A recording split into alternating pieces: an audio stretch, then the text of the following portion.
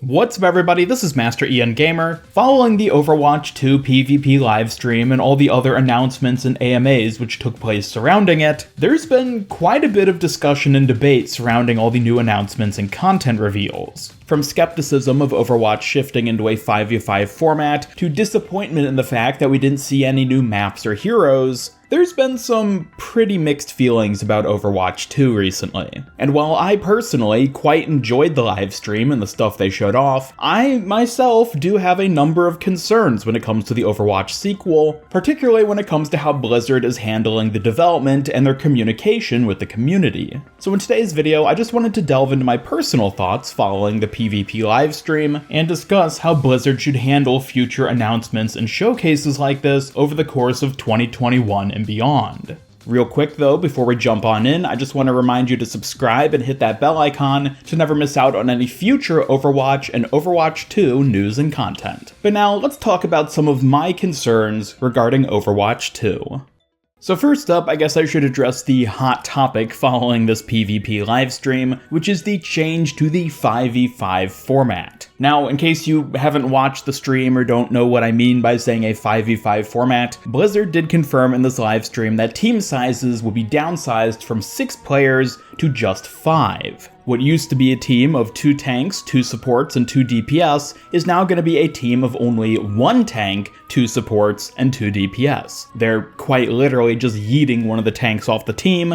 And overall, while I absolutely understand the concerns people have with this change, I have to say that I actually kind of like that they're going in this direction. For one thing, it'll improve queue times, since not as many people like playing tank heroes as DPS or even support. So by removing one of the tank roles, it'll just better balance out the team role distribution when it comes to the roles that people actually want to play. On top of this, it'll make individual matches more competitive, since there's going to be fewer players, and thus fewer variables to keep track of, which is going to make it easier for a team to work together and coordinate and communicate with each other in order to achieve their same end goal of winning the match. And if nothing else, I think it's just going to be an interesting change of pace for the game. Removing one of the tank roles is going to have a pretty big impact on how the game is actually played, and I'm genuinely excited to actually get to try that out and see how a new 5v5 format feels. However, at the same time, I absolutely understand the concerns people have with this, and I myself do have a number of concerns as well. Most notably, the fact that this is just going to flat out reduce the number of people who can play together at any given time. There are a lot of people out there who are part of a designated 6-player group, and once Overwatch 2 rolls around, those 2 tank players are going to have to duke it out to see who gets the boot, because there's only enough space for one of them now. In addition to this, it's just going to flat out eliminate tank synergies and combos. I know I'm far from the first person to bring up this exact example, but I am genuinely going to miss the Reinhardt-Zarya duality. Some of the best experiences in Overwatch for me have been playing as Reinhardt or Zarya and having a very good counterpart tank, and the two of us just work together and it feels amazing.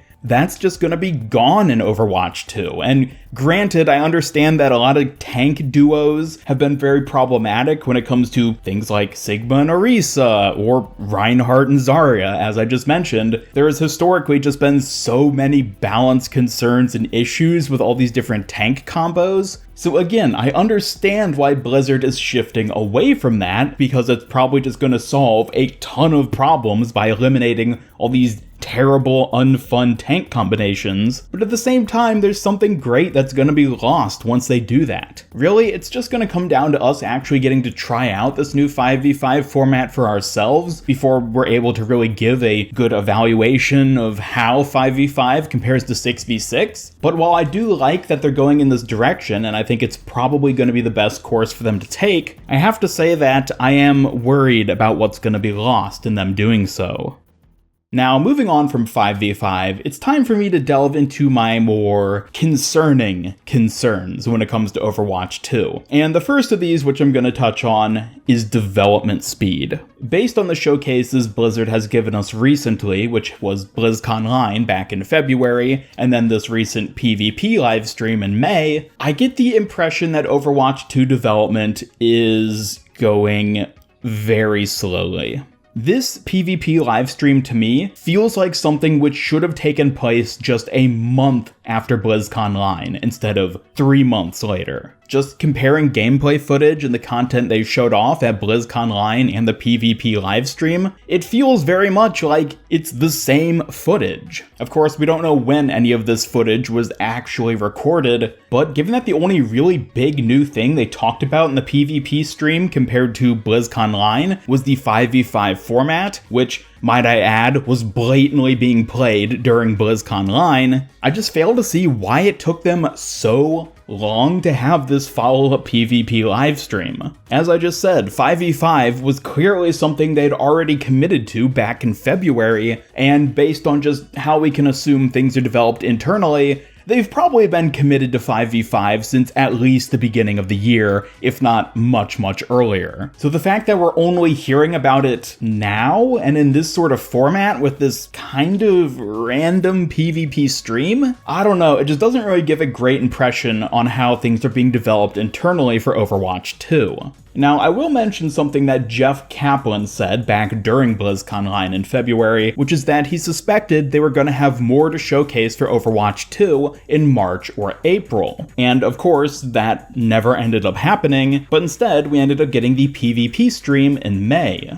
Now, I'm just going to offer a bit of speculation here. I think this PvP stream was literally the thing Jeff was talking about, and originally they were planning to have it release earlier in the year, being either in March or April. However, we know how things tend to go internally with Blizzard. Everything always seems to take longer than even they seem to think it's going to. Not to mention the fact that, of course, Jeff Kaplan left Blizzard back in April, and depending on why he left and how exactly he exited the company, it's reasonable to assume that his departure could have delayed things, which is why we only saw the PvP stream in May instead of April or March. But again, that's just speculation on my part. We don't know anything for sure in that regard, and sadly, we probably never will. But the point I want to get across is that while I love the stuff they showed off during this PvP stream, I can't help but feel like this is something we should have gotten sooner. And honestly, I don't think it gives a very good impression of how things are progressing internally.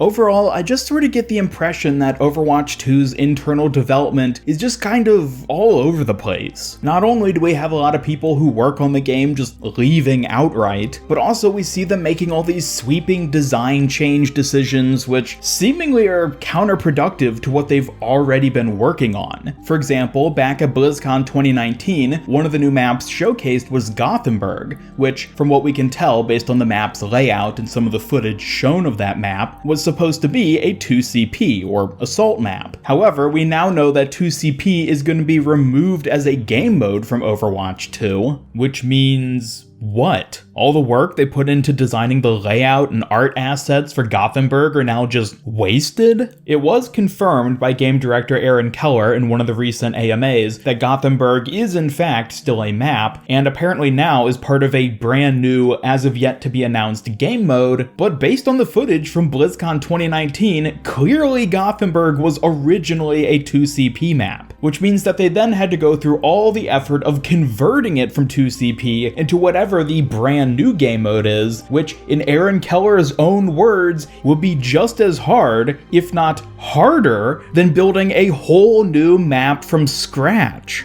Ideally, they would have made the decision to eliminate 2CP before having worked on any of the maps for Overwatch 2, but evidently that wasn't the case. From what we can tell, the decision to remove 2CP as a standard game mode hasn't been around that long, and was something they clearly only decided on after BlizzCon 2019, but taking that example and considering other big changes, such as the shift from a 6v6 to a 5v5 format, I once again have to consider how much of the stuff they worked on internally and had already gotten pretty far in development with, did they have to go back and either toss out or essentially just pave over due to another big change like 5v5. We can only imagine how many brand new heroes are being worked on internally at the moment, and how many of them had to go through a similar fate as Gothenburg due to the change from 6v6 to 5v5.